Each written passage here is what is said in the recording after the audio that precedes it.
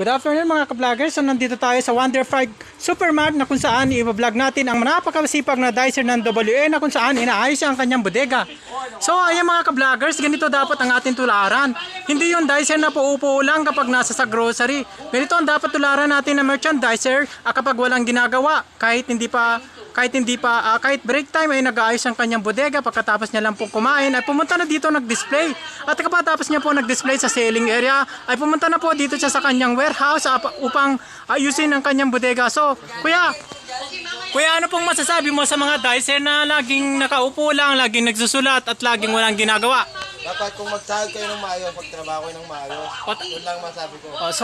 So, watch out sa'yo kuya, WL merchandiser. So, dapat natin tularan ang mga ganitong tao. Huwag yung mga taong absentees, paupo po lang, walang ginagawa, palaro-laro lang ng cellphone.